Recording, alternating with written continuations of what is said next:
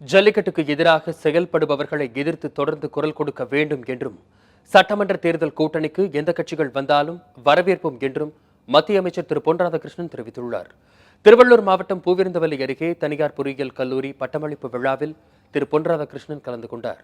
பின்னர் செய்தியாளர்களிடம் பேசிய அவர், ஜல்லிக்கட்டு நடத்த மத்திய அரசு துரிதமாக நடவடிக்கைகள் மேற்கொண்டு வருவதாக தெரிவித்துள்ளார். மேலும் ஜல்லிக்கட்டுக்கு எதிராக செயல்படுபவர்களை எதிர்த்து குரல் கொடுக்க வேண்டும் என்றும் வலியுறுத்தியுள்ளார். வரும் சட்டமன்ற தேர்தலில் கூட்டணி அமைப்பதற்கு எந்த கட்சிகள் வந்தாலும் வரவேற்கப்படும் என்று அமைச்சர் திரு பொன் ராதாகிருஷ்ணன் தெரிவித்துள்ளார்.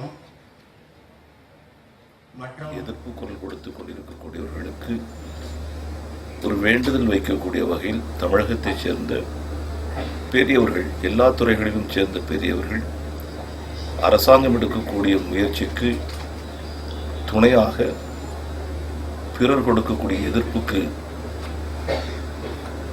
ஏறக்குறைய ஒரு ஆதரவு குரல் கொடுக்கக்கூடிய வகையில், அதற்கு மாறான ஆதரவு கொடுக்கக்கூடிய வகையில் அமைந்தால் மிகவும் சிறப்பாக இருக்கும், எளிதாக இருக்கும் என்று நான் கருதுகிறேன்.